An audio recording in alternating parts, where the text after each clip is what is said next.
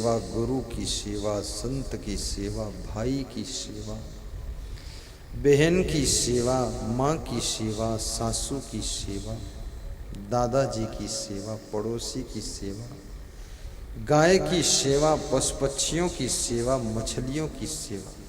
कितने लोग मछलियों को आटे की गोलियां खिलाते हैं। वाह, क्या दया है उनके अंदर, क्या भाव है। और कितने लोग तो ऐसे हैं जो मछलियों को ही पकड़कर खा जाते हैं। दो क्वालिटी की आदमी है। एक वे हैं जो आटे की गोलियां बना करके मछलियों को खिलाते हैं, युग युग जियो मछली देवी। दूसरे वे लोग हैं जो मछलियों को ही पकड़ करके खुद खा जाते हैं और कहते हैं कि मछलियों,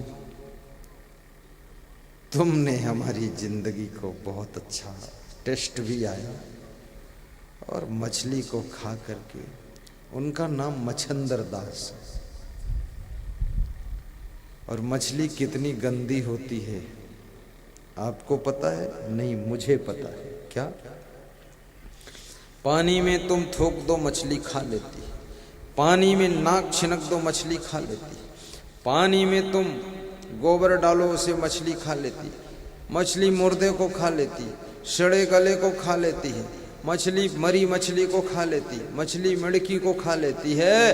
और आदमी एक ऐसा है जो इतनी गंदी मछली को खा लेता है और फिर कहता है बड़ा टेस्ट आया।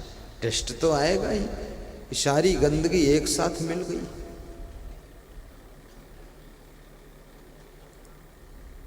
मत खाना मछली, आज संकल्प ले लेना, मांस और मछली। आपका दांत टूट जाता है, दांत से खून निकलता है, उस खून को तुम थूक देते हो, उस खून को पीते नहीं, खाते नहीं। लेकिन बकरे का खून तुम पी लेते हो। अपने खून से घृणा और बकरे की खून को टेस्ट से पीते हो, चाटते हो उसको। आपका टूटा हुआ दांत वो हड्डी ही है, उसको मुंह में नहीं रख सकते आप, निकाल कर कहीं कीचड़ में गाड़ देते हो। लेकिन बकरे की हड्डी मुंह में रख कर चबाते रहते हो। धिक्कार है, अपने दांत की हड्डी से नफरत और बकरे की हड्डी से इतना प्रेम चूस रहे हो। मत खाना बकरा और मुर्गा, शाकाहारी बनकर जियो। और निवेदन करूंगा भाइयों बहनों कि शराब भी मत पीना। नशा नाश की जड़ है भाई, इसका फल अतिशय दुखदाई। रावण शराब पीता था, बुद्धि बिगड़ गई। कंस शराब पीता था, बुद्धि बिगड़ गई। यदुवंशी शराब पीते थे, 56 करोड़ यादव एक साथ मर गए। इस भारत देश में 56 करोड़ केवल यादव थे उस समय, कृष्ण भगवान के समय। आज तो भारत देश की संख्या 125 करोड़ है। आधा भारत देश यादवों का था। और वो मरे कैसे? दारू पीकर, आपस में लड़कर, नशे में, यमुना नदी में मारपीट करके डूब कर मर गए। 56 करोड़ यादवों को मारने वाली ये शराब देवी है। इस शराब ने कितने लोगों का विनाश किया है। और नशा कोई भी हो खतरनाक है। बहुत नशा है। शराब का नशा शाम पियो सुबह उतर जाएगा। बीड़ी का नशा अभी पियो 20 मिनट बाद उतर जाएगा। तंबाकू का नशा अभी खाओ आधा घंटे बाद उतर जाएगा। अफीम का नशा खा लो 18 घंटे तक झूमते रहो। सब नशों की सीमा है, लेकिन ये सब नशा है। इसके अलावा भी बहुत नशा है, फैशन का नशा। और फैशन के नशा में तो बड़ा ये नशा इतना खतरनाक कि दुकान पर खरीदना भी नहीं पड़ता है, ऐसे ही चढ़ा रहता नशा, फैशन का नशा। अभी मैं नेपालगंज में देखा कितने नवयुवक लड़के, अब ऐसा फैशन आया खोपड़ी के बाल चारों तरफ कटा देते और बीच में थोड़े बाल ऐसे रुई की फुहेरी जैसे उड़ रहे लगे हुए। न जाने लोगों का क्या इरादा है। सब खोपड़ी तो ठिकाने है नहीं और खोपड़ी के बालों पर जुटे हुए।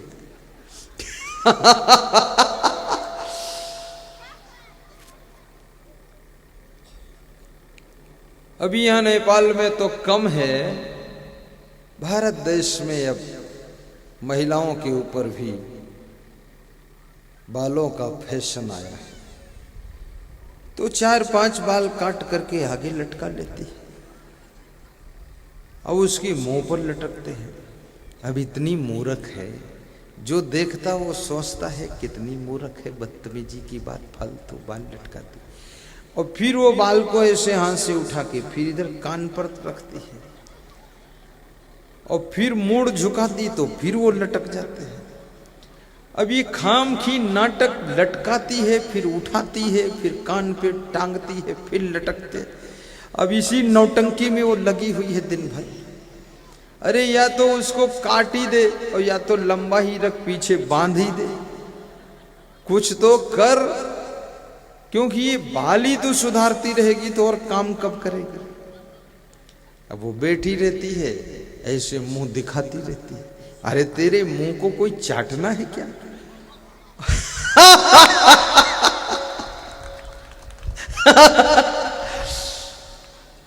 और कितने तो मेहर कुल्ला मुंह भी चाटते हैं। बहुत नालायक लोग हैं, मुंह चाटते, गाल चाटते, नाक में नाक जोड़ते।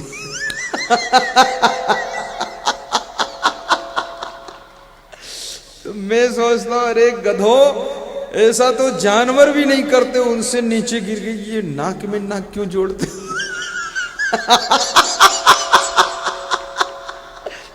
बहुत खतरनाक।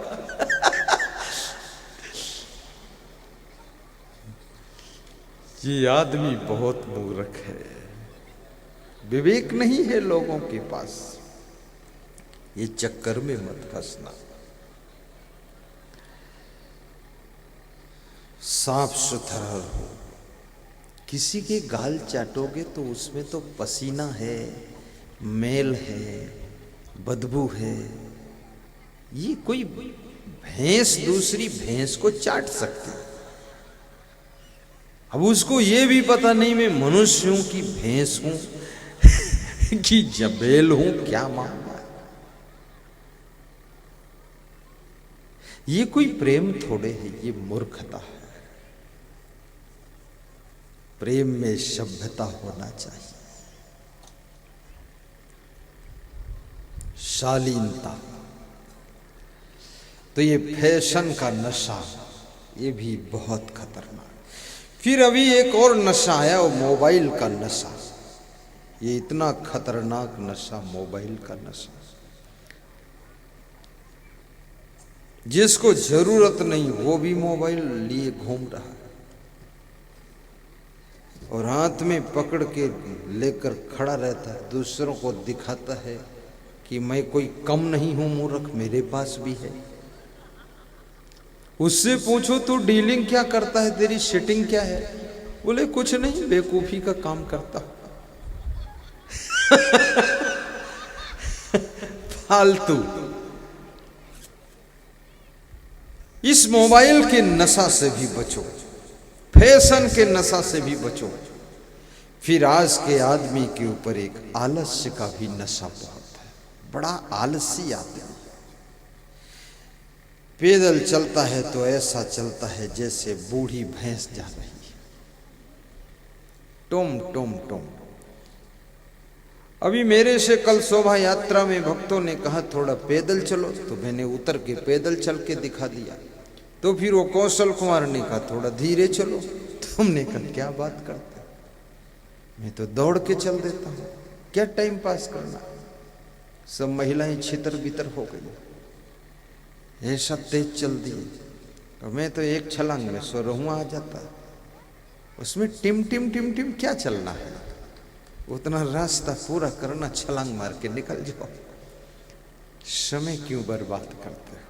ये आलस्य का नशा मनुष्य को गरीब बनाता है, कंगाल बनाता है, दरिद्री बनाता है और घर को बर्बाद करता है। इसलिए मैं निवेदन करूंगा, आलस्य से बड़ा तुम्हारा कोई शत्रु नहीं है। तुम कितने बुद्धिमान हो, बलवान हो और कितनी तुम्हारे शरीर में ताकत है, कितने कलाकार हो, कितने होशियार हो, लेकिन अगर आलसी हो तो जिंदगी में तुम जीरो रहोगे, कुछ भी नहीं कर पाओगे।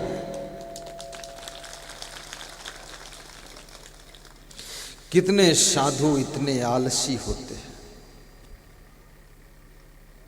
कमंडल उठाते हैं तो लगता हिमालय उठाया है, और कमंडल उठाकर कहते आहा हा कमर में दर्द हो गया। और उनकी शादी हो जाए तो 80 किलो की पत्नी को लाद कर चलेंगे तो कहेंगे बड़े ताजे हो गए। बेवकूफ कहीं का। बहुत नालायक लोग हैं। ये साधुओं में भी 50% तो आलसी भरा हुआ, कुछ काम ही नहीं करना चाहते। अरे अपनी टट्टी हो आए तो समझ लो बहुत बड़ा द्रोणागिर पहाड़ पलट दिया, और स्नान कर लिया तो समझो कि फिर तो बहुत बड़ा काम कर दिया है। केवल स्नान और केवल लेटरिन और केवल खाने से जिंदगी की व्यवस्था नहीं चल सकती है। स्नान के लिए साबुन कहाँ से आएगा, पानी कहाँ से आएगा, कपड़े कहाँ से आएंगे, और ये तुम्हारे लेटरिन के लिए शौचालय कहाँ से आएगा, बाल्टी कहाँ से आएगी, सोने के लिए गद्दा रजाई बिस्तर मच्छरदानी कहाँ से आएगा, ये मकान कहाँ से आएगा, तेरे चलने के लिए गाड़ी कहाँ से आएगी, ये खाना सोना नहाना, जिंदगी इतने से नहीं चल सकती है। जिंदगी की व्यवस्था के लिए बहुत कुछ काम करना पड़ेगा, तब जिंदगी की सेटिंग चलती है।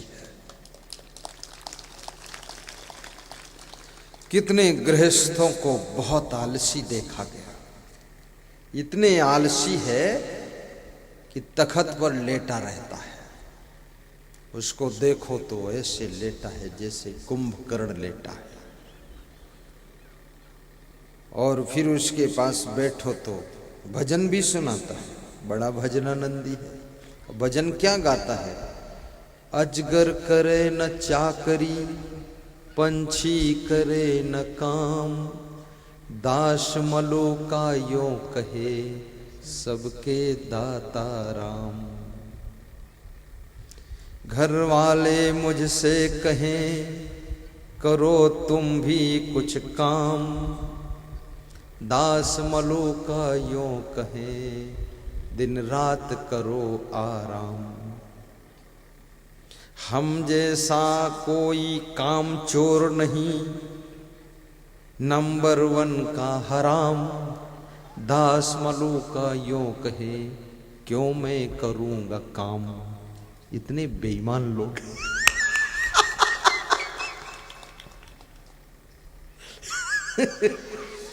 पूरा आलसी, काम नहीं करते। काम कर तो इतना कर कि काम की हद कर दे, और तेरे भाग्य में भी यदि लिखी है गरीबी तो उस गरीबी की रेखा को रद्द कर दे, इतने काम की तू हद कर दे ना। मेहनत करो, गरीबी लाखों कोस बाद। आज मैं वो फार्मूला बताता हूं। मैं तो इस नेपालगंज में, इंदर गांव में, मोतीपुर में, गुरुआ गांव में 20 साल से आता हूं, 20 साल। और पहले मैं कमंडल लेकर आता था, और आज की तारीख में संतों का मंडल लेकर आया।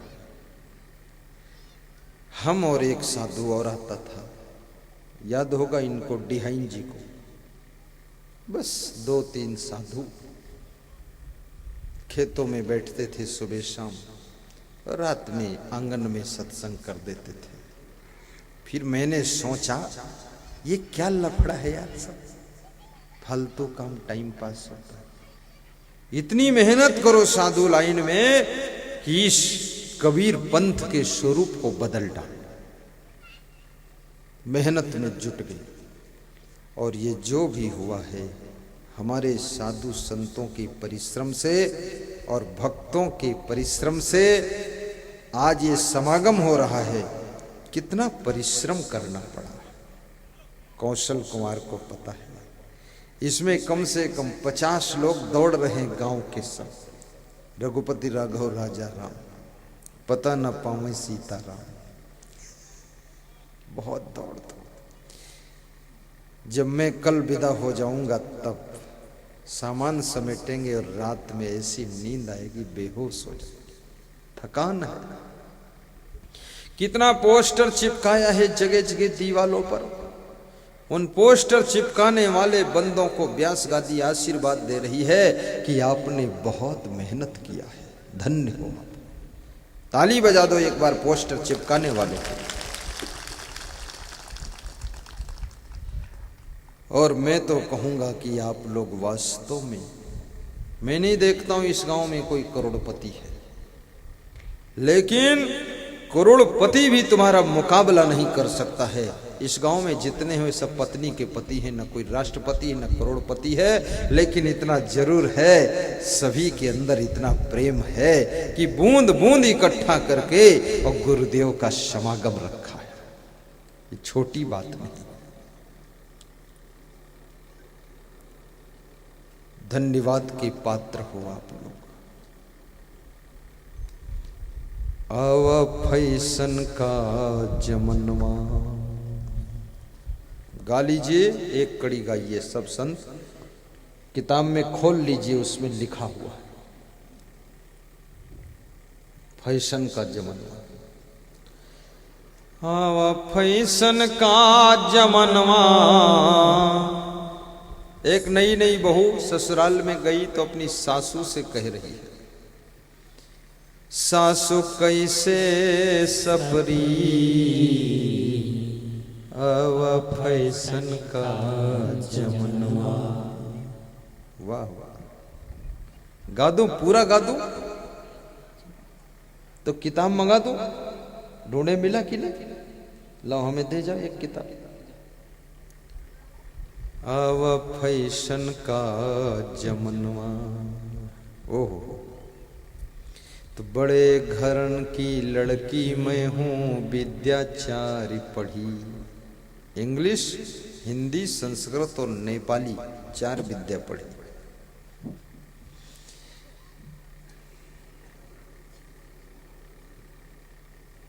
कई बार लोग विद्या पढ़ लेते ना तो फिर अभिमान इतना आ जाता है कुछ काम ही नहीं करना चाहते। अरे विद्या पढ़ो या ना पढ़ो, लेकिन भूख लगेगी तो दाल चावल रोटी सब्जी ही खाना पड़ेगा। 4 विद्या पढ़ो चाहे 40 विद्या पढ़ो, भूख लगेगी, माटी थोड़े खाओगे। विद्या पढ़ के बैठे फालतू। विद्या भी पढ़ो लेकिन कार्य करो। तो बड़े घरन की लड़की मैं हूं, विद्याचार्य पढ़ी। अरे लगे कहारिन हमरे घर मां, और कबहू न काम करी। हवा फैशन का जमनवा, सासू कैसे सपरी। अभी एक शहर में मेरा कलश यात्रा निकली, तो कलश यात्रा में एक लेडीज ने बड़ा सा कलश सिर पे रखा, बड़ा, और बाकी सब लड़कियां और लेडीज कोई कलश वलश नहीं रखा। तो मैंने पूछा क्यों कलश नहीं रखा? तो बोले खोपड़ी के बालों की सेटिंग बिगड़ जाएगी, इसलिए कलश नहीं रखा। तो हमने कहा जब मरोगी तो खोपड़ी ही आग में जल जाएगी तो ये बालों की सेटिंग बचेगी? रात में सोओगी रजाई में तो खोपड़ी के बाल बिगड़ जाएंगे, तो कलश रखने में थोड़ा बाल सेटिंग बिगड़ जाएगी, फिर सेटिंग कर लेना। तो बोले एक लेडीज ने मटका जैसा कलश रख लिया, बस हो गया। फैशन का जमाना है। लेकिन जिसके सिर पर कलश होता है 7 जन्म तक उसको कलेश नहीं भोगना पड़ता है, उसका कष्ट कलेश सब मिट जाता है। इसलिए कलश यात्रा में शामिल होने से कलेश खत्म होते हैं। कलश यात्रा से कलेश खत्म होते। अव फैशन का जमनवा। गाइए बाबा, भाव से गाना। सासु कैसे सपरी, पति हमारे इंटर तक है, मैं हूँ बीए करी। वो जो बहू आई वो बीए पास, तो पति देव इंटर 12वीं पास, वो 14वीं पास, 2 क्लास आगे। पति हमारे इंटर तक है, मैं हूँ बीए पढ़ी। अरे कैसे उनको पानी दे, मारे शर्मन मरी। आव फैशन का जमनवा, सासु कैसे सपरी। गाय भैंस बकरी ये कितना पढ़ी लिखी होती, और इनको हर आदमी पानी पिला देता है। कोई नहीं पूछता तुम बीए पढ़ी हो। बकरी से कोई पूछता है कि तुम इंटर पास हो? पढ़े लिखे भी इनको पानी पिलाते। अरे तुम्हारा पति कम पढ़ा है तो क्या ये गाय भैंस से भी कमजोर है? इसको पानी देने में क्या शर्म? उसको गाय भैंस से भी पीछे कर दिया कि कैसे पानी दे, शर्म लगती है। पानी ना दो तो दूध दे दो। पति हमारे इंटर तक हैं, मैं हूँ बीए करी। कैसे उनको पानी दे, मारे शर्मन मरी। हवा फैशन का जमनवा। ओहो बाबा, आवा फैशन का जमनवा। सासु कैसे सपरी, फैशन का जमनवा। बारी कुंवारी रही जो नैहर बहु श्रृंगार करी। नैहर में, मायके में जब तक मैं रही खूब श्रृंगार किया। बारी कुंवारी रही जो नैहरी बहु श्रृंगार करी। अब तो आयन बलम के घेरे, काहे न शौख करी। अव फैशन का जमनवा, सासु कैसे सपरी। अव फैशन का जमनवा। तो 7.5 4 हैं, चप्पल पायल 5 परी। 7 साड़ी रखी। जब साड़ी पहनने चलती हैं तो सोचती ये पहनो कि वो पहनो। एक पति सत्संग में जा रहा था तो उसने अपनी पत्नी से कहा 6 बजे रेडी हो जाना, 7 बजे प्रवचन है गुरुजी का। तो 6 बजे उसने कार तैयार करके लगा दी और गाड़ी का हॉर्न बजा दिया। उसकी पत्नी फिर भी नहीं आई, अंदर कुछ करती होगी। तो दूसरा हॉर्न बजा दिया 5 मिनट के बाद। तो पत्नी ने खिड़की खोला कमरे की और अपने पति से कहा तीसरा हॉर्न मत बजाना तुम। बोले क्यों? देर हो रही है, 6:30 हो गए, लेट हो जाएंगे पहुंचने में सत्संग में। बोले तुम अंदर आओ पहले। तो पति अंदर गया। बोले देर का सवाल ये है, ये 200 साड़ी टंगी हुई है, अब इसमें से मैं पहन कर देख रही हूं कौन साड़ी मैच करेगी। और तुमको क्या है, एक पैंट डाल लिया, चल दिए बस। तो पति ने कहा कि साड़ी भले मैच कर जाए तेरे टांगों पर,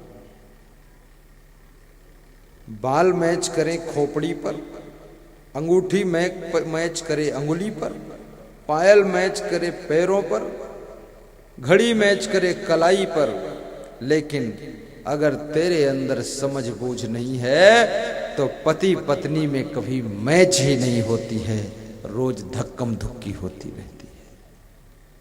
क्या मैच करना है? साड़ी 7 4 हैं, चप्पल पायल 5 परी, नित्य नए फैशन हम बदली, तनिको नाही डरी, आवा फैशन का जमनवा, सासु कैसे सपरी, आवा फैशन का जमनवा, सासु कैसे सपरी, आवा फैशन का जमनवा। तो क्रीम पाउडर और लिपस्टिक टिकुली मांग भरी, हाथ घड़ी और मुख में सिगरेट, पति का कर पकड़ी, आवा फैशन का जमनवा, सासु कैसे सपरी, आवा फैशन का जमनवा, सासु कैसे सपरी। कहाँ पतो हो सुनो सासु जी कौनो उपाय करी, कहाँ पतो हो सुनो सासु जी कौनो उपाय करी, खान पान और रहनी संगति सत्य मोरी बिगड़ी, आवा फैशन का जमनवा, सासु कैसे सपरी, आवा फैशन का जमनवा, सासु कैसे सपरी। फैशन की लहर में मत बहना। सजाना है तो अपने घर को सजाइए, गाड़ी को सजाइए, और सुंदर बनना है अच्छे अच्छे गुणों से अपने जीवन को सजाइए।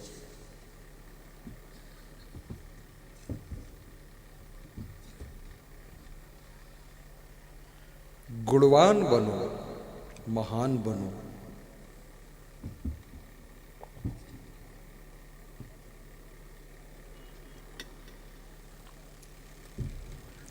बहुत बड़ी बात है, याद रखना। जिस समय भगवान राम वनवास को गए थे, पीले रंग के कपड़े पहने हुए थे, कोई फैशन नहीं था। शादी वेशभूषा, और सारी दुनिया ने उनको भगवान माना है। आज उनकी पूजा होती है। किसी हीरोइन की पूजा होती हो तो बता देना, किसी हीरो मंदिर में उनकी पूजा होती हो तो बता देना।